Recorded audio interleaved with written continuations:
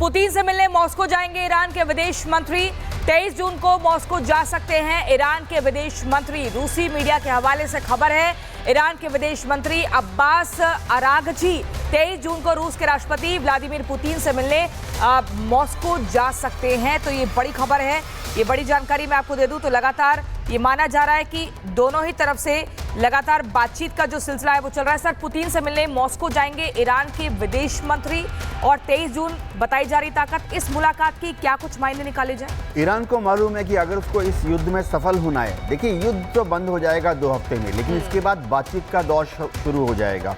Iran घुटने नहीं टेकेगा, लेकिन ईरान बातचीत के लिए मजबूर हो जाएगा टेबल पर बैठने के लिए। तो उसमें उसको कौन कौन साथ में चाहिए? अंतर्राष्ट्रीय पटल में बात चली जाएगी यूनाइटेड नेशन में, या दूसरे अंतर्राष्ट्रीय पटल में ईरान को चाहिए कि चीन, नॉर्थ कोरिया, रूस उसके साथ मजबूती से खड़े रहें।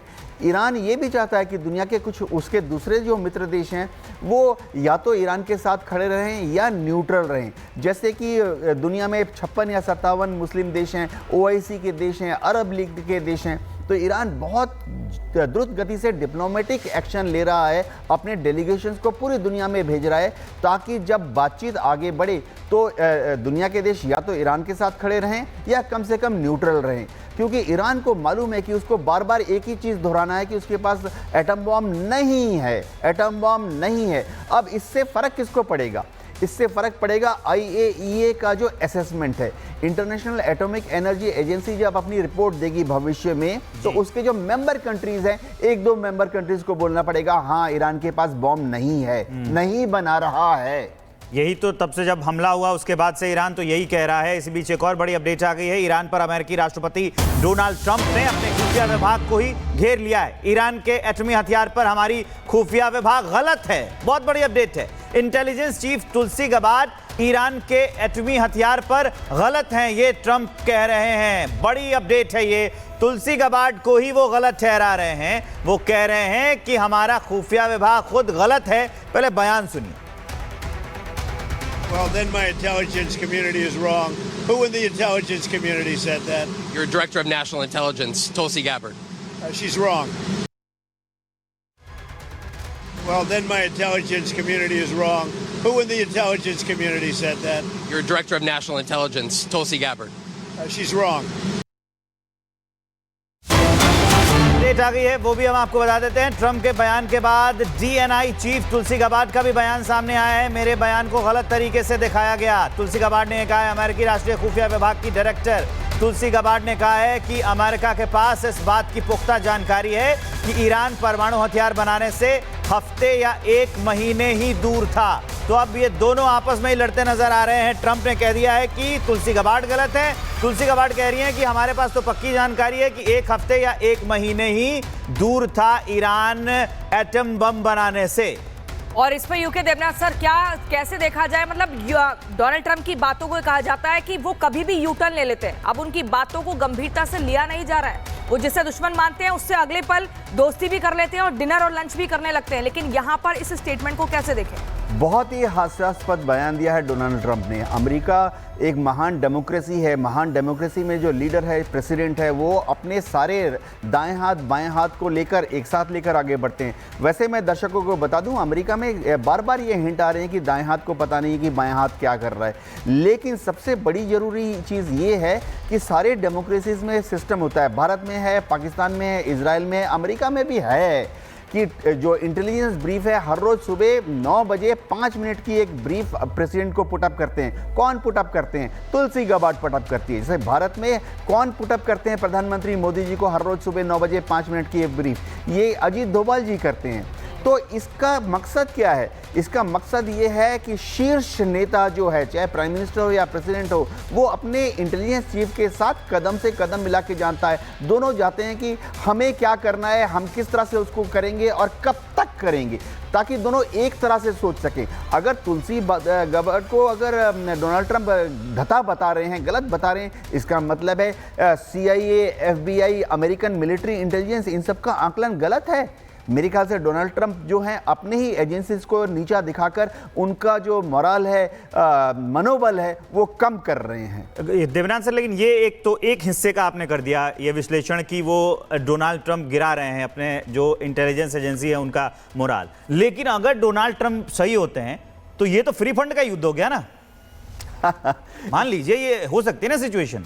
देखिए, हम थोड़ा सा पृष्ठभूमि में जाते हैं। जब इराक के ऊपर अमेरिका ने हमला किया था, बार बार क्या कहा था उन्होंने? बहाना ये बताया था कि सद्दाम हुसैन के पास वेपन्स ऑफ मास डिस्ट्रक्शन है। और लेकिन जब सद्दाम हुसैन को तहस नहस कर दिया गया, मार डाला गया, लटका दिया गया फांसी में, उसके बाद अमेरिका ने बहुत ढूंढा और इराक में कोई भी वेपन ऑफ मास डिस्ट्रक्शन नहीं मिला। तो हम देख सकते हैं कि अमेरिका में इंटेलिजेंस जो है जब अपने प्रेसिडेंट को कुछ ब्रीफ करती है, कई बार जो ब्रीफिंग है वो सही तरीके से नहीं होती है। बिल्कुल। और एक बड़ी खबर मैं बता दूं, ईरान इजराइल जंग पर पुतिन का बड़ा बयान। ईरान से हर दिन संपर्क में है। पुतिन का कहना है कि ईरान से लगातार हम संपर्क पर हैं। ईरान इजराइल जंग पर यह बड़ा बयान, ईरान से हर दिन संपर्क बनाए हुए हैं। सर, मैं आपसे समझना चाहूंगी पहले, लेकिन एक रिपोर्ट दिखा दूं दर्शकों को कि आखिर खुलकर रूस और चाइना जो ईरान का सपोर्ट कर रहा है, इसके मायने क्या है? देखिए, रूस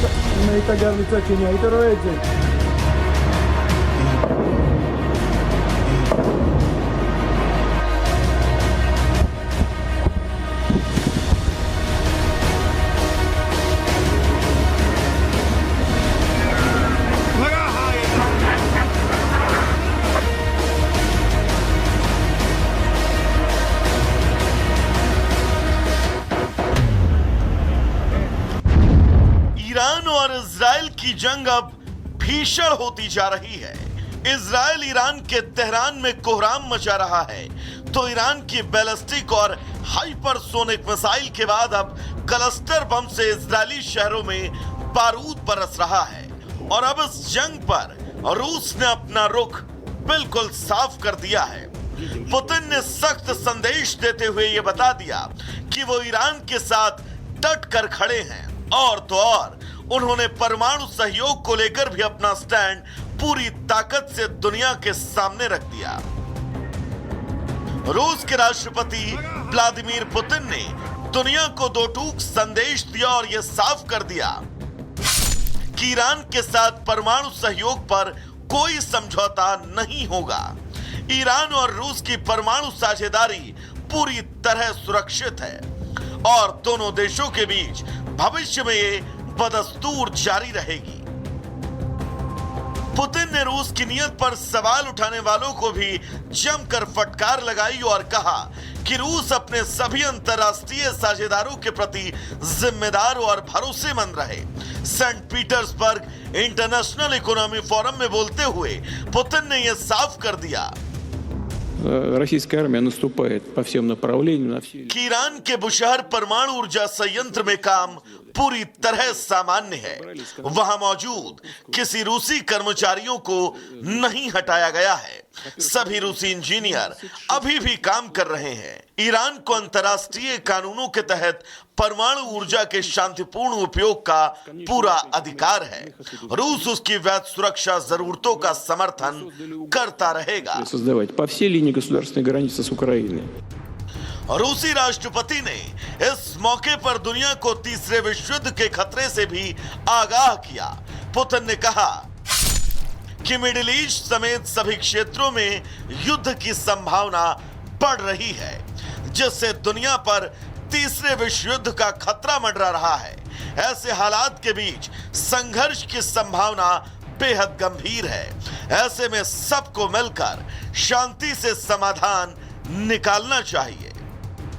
वहीं दूसरी ओर पुतिन ने यह भी दावा किया कि युद्ध के बावजूद रूस की अर्थव्यवस्था जो तेजी से बढ़ी है। रूसी राष्ट्रपति ने कहा, Во-первых, потеряли там 76. रूस और चीन के बीच 2030 तक रणनीतिक सहयोग को और मजबूत किया जाएगा। भारत के साथ भी जल्द ही इसी तरह का समझौता किया जाएगा। इन साझेदारियों का फोकस तकनीकी प्लेटफॉर्म, ऑनलाइन डिटेल और संयुक्त विकास परियोजनाओं पर होगा। Забрались к нам в Курскую область. पुतिन का यह बयान ऐसे समय में आया जब मिडिल ईस्ट पहले से ही विस्फोटक हालात में है, ऐसे में रूस का यह संदेश न सिर्फ मिडिल ईस्ट बल्कि पूरी दुनिया के लिए अहम है। एक तरफ परमाणु सहयोग की बात और दूसरी ओर तीसरे विश्व युद्ध की चेतावनी। पुतिन के ये शब्द आने वाले दिनों की बड़ी तस्वीर का इशारा दे रहे हैं। लिहाजा अब यह सवाल उठ रहा है कि क्या दुनिया फिर किसी बड़े संघर्ष की ओर आगे बढ़ रही है। Bureau report, Republic Bharat.